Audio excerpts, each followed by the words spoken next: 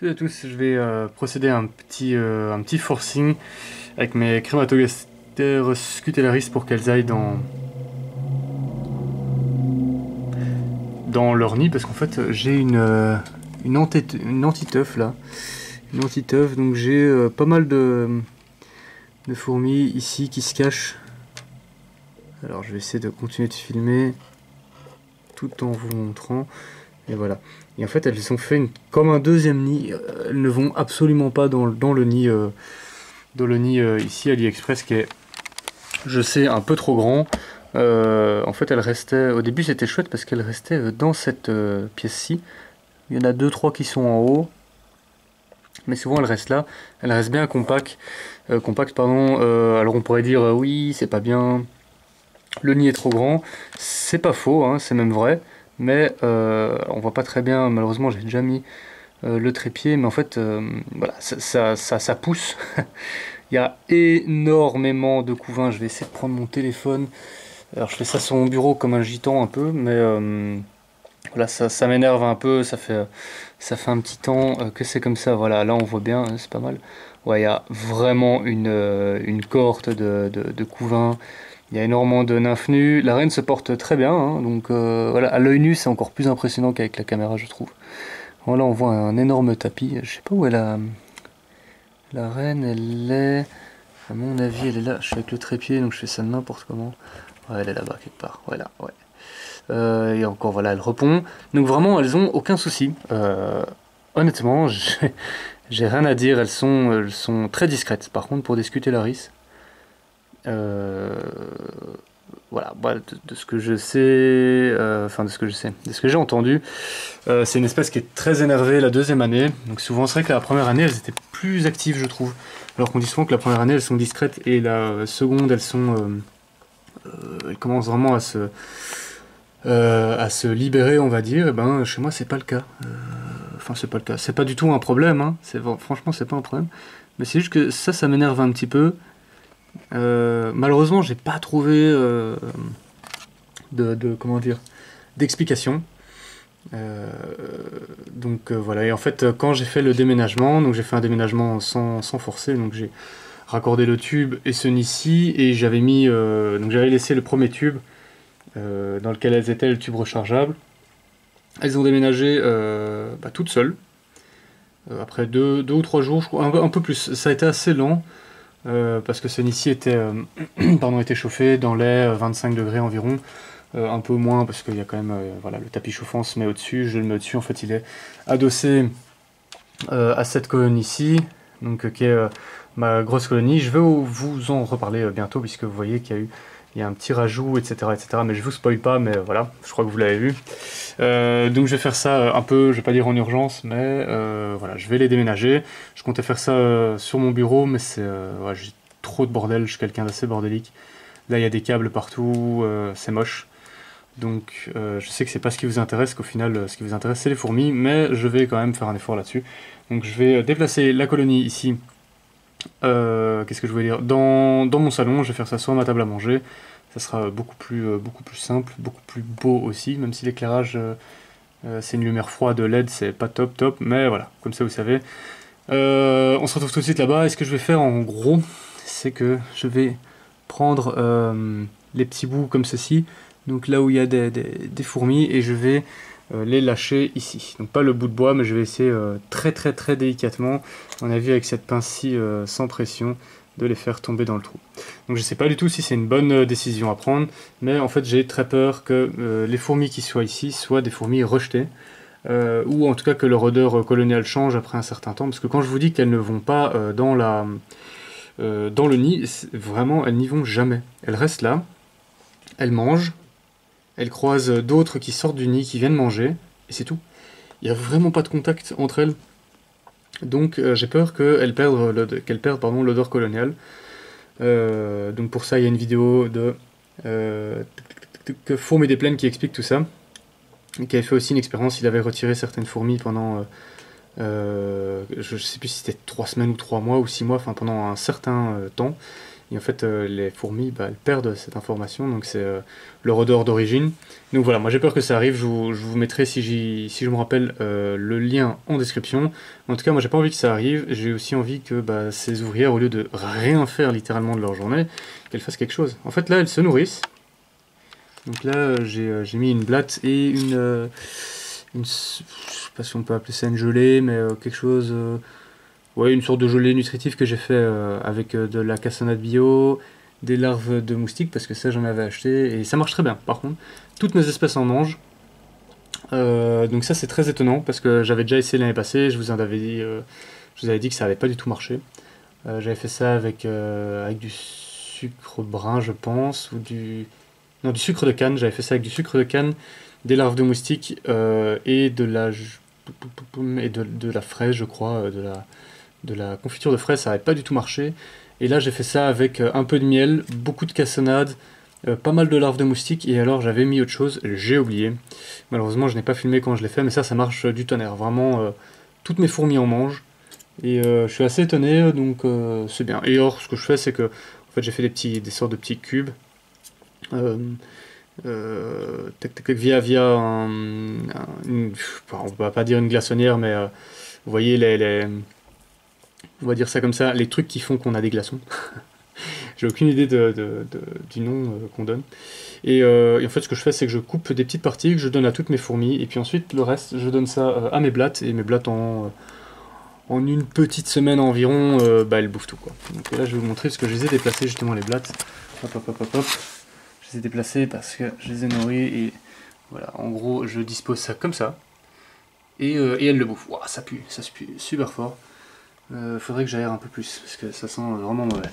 Bon, on se retrouve pour le nettoyage, du coup, pour ma petite aventure où je vais essayer de déplacer ces Crématogaster scutellaris.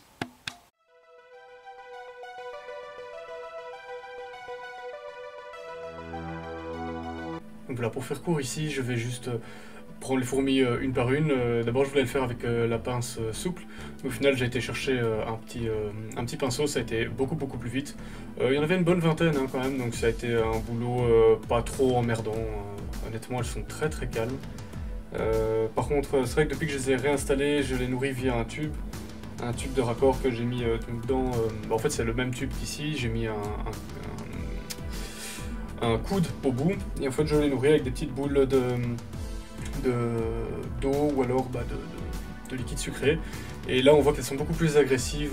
Je ne l'ai pas filmé puisque comme d'habitude j'enregistre cette vidéo à presque une semaine, le jour où je la publie et le jour où je la monte. Mais pour faire court, voilà, tout s'est très bien passé. Elles sont pleines de vie dans leur nid. Mais c'est vrai qu'elles étaient... je m'inquiétais un petit peu, je voulais pas qu'il y ait une sorte de sécession dans le groupe, donc je sais pas si j'ai bien fait. En tout cas ça ne les a absolument pas traumatisés, donc voilà, je crois que j'ai bien fait. L'aire de chasse était beaucoup trop grande et cette idée de copeaux était très mauvaise, donc voilà, je verrai un peu si je les broie pour faire quelque chose après, un substrat.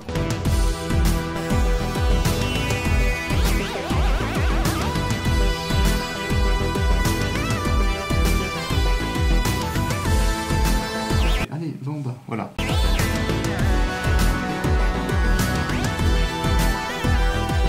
Une fourmi c'est super solide.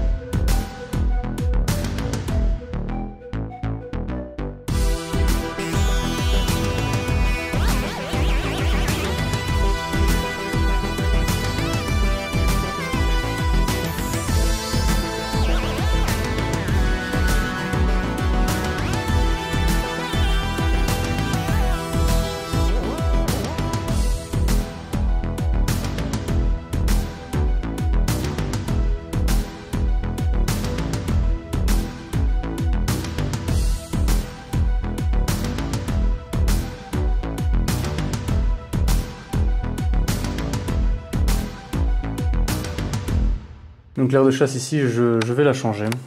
Je vais la garder pour mes Cruentatus, je pense. Où je déposerai le tube comme ça pendant un sacré bout de temps. Étant donné la taille, hein, c'est une aire de chasse. Ah bah il y en a une juste là. Alors, désolé, mes cochons font du bruit. C'est parce que quand ils entendent ma voix et qu'ils ont faim, alors que je les ai nourris à 2 heures.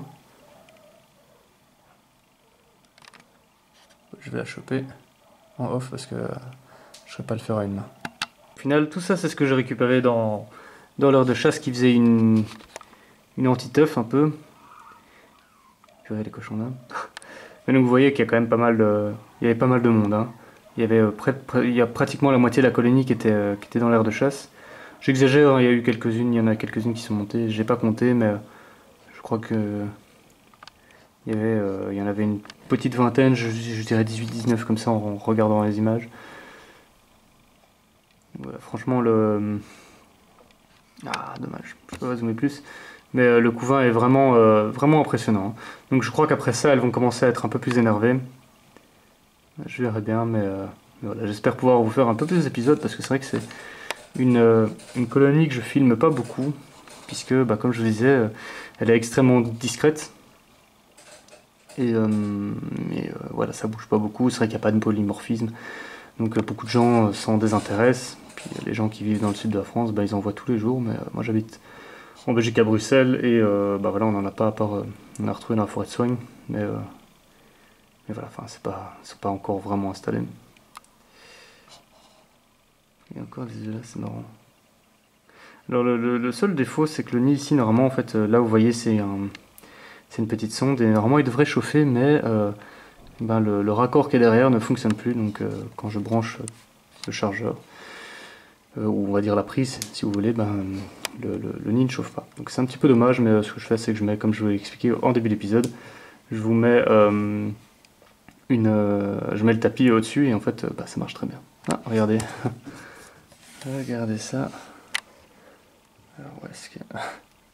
Ça me chipotait un petit peu. C'est un peu les championnes. Hein. J'en ai toujours... À chaque fois que je les manipule, c'est-à-dire pas très souvent parce que je les laisse vraiment en paix, mais j'en ai toujours une qui arrive à aller sur ma main. Je ne sais pas comment. Pourtant j'ai vérifié la table 3-4 fois, parce qu'il y en a 2 qui ont volé avec le pinceau. Et elle arrive quand même à se retrouver sur moi. En train de se battre avec mes poils ou pas? Non, ça va. Ouais, franchement c'est une espèce que j'adore. Je la trouve vraiment très mignonne. C'est assez petit, hein, c'est quelques millimètres. Mais elles sont vraiment chouettes. Voilà, ça reste ma première colonie. Donc normalement je m'étais limité à 7 colonies. J'ai des maculatus qui vont arriver dans quelques jours, revenir, puisque je vous avais expliqué que ma première était décédée. Hein, donc je crois que je suis pas très bon pour les fondations non plus, même si celle-ci en particulier, donc la maculatus, était, je pense, destinée à mourir, puisque ça faisait 1 an qu'elle n'avait pas pondu du coup, puisqu'elle datait de l'année dernière, pardon. Mais j'ai raté quand même pas mal de fondations avec des reines seules. Donc soit j'ai pas de chance dans mes achats, ce qui est possible, mais je crois que je suis pas très bon pour les fondations. Je ne sais pas pourquoi, mais j'ai quand même eu quelques pertes. Donc voilà. Après j'ai très bien réussi ma Lasus noire, ma Rufi Barbis que j'ai ramassé moi-même, donc voilà, peut-être que c'est aussi les achats que j'ai faits qui sont mauvais. Mais voilà. Après celle-ci, j'ai eu la reine et j'ai eu 2 ouvrières, hein, donc je considère ça comme une réussite. Mais voilà, j'ai quand même raté, depuis que j'ai commencé, une Cinctellus, Corporatus Cinctellus, la Maculatus ici, et alors il y en avait une 3e, je pense, en reine seule. Je ne pense pas. Mais donc voilà, en fait le but aussi c'est de ne pas acheter des reines seules. C'est vrai que c'est peut-être ça aussi, hein, mais non, on va pas sur mon ongle qui est moche. Mais voilà, je vous épargne ça. Je vais la garder à l'œil. Mais voilà, c'est vrai que c'est peut-être mes achats qui sont mauvais, c'est possible. Mais moi je crois que je suis pas très bon pour les fondations en reine seule. Voilà, donc j'ai mes Polyrakis Armata aussi qui avaient des œufs avec, et depuis que je les ai ramenés chez moi, elles ont mangé leurs œufs pendant le trajet jusque chez moi, et depuis, eh ben, elles n'ont pas pondu, donc je suis assez inquiet. Ça fait 5 semaines que je les ai au moment où je filme cet épisode. Pardon, je regardais mes chats. Donc voilà, je vous raconte ma vie, cet épisode va durer 20 minutes. C'est beaucoup trop long, mais voilà, j'espère que vous apprécierez tout de même. Je vous ferai un épisode une fois que les œufs auront éclos, et voilà, dans les jours à venir, il y aura quelques épisodes qui vont arriver, avec un nouveau pack opening, ce sera un des derniers avant un petit temps. Non, en fait, 2 pack opening, ouais. Mais à mon avis, ce seront les derniers de cette année, je crois, puisqu'après, j'aurai toutes les colonies que je veux, ou enfin, oui, et puis tout le matériel dont j'ai besoin, donc voilà, comme ça vous savez tout. Je vous remercie beaucoup d'avoir regardé cet épisode qui sera sûrement très long. Je vous souhaite une excellente journée ou une excellente soirée. Prenez bien soin de vous les Picsou, et voilà, n'hésitez pas à mettre un petit like si vous avez aimé, à commenter si j'ai fait une connerie, si j'ai fait quelque chose de bien, mal, si vous trouvez ça étonnant. Donnez-moi votre avis, je suis ouvert à tout, donc aux critiques négatives et positives. Faites-vous plaisir, restez juste courtois entre vous. Ne vous fightez pas si vos avis divergent. Je vous souhaite une excellente journée, Picsou. Salut! Cliquez, bande de... Laissez des commentaires, bande de... Clique.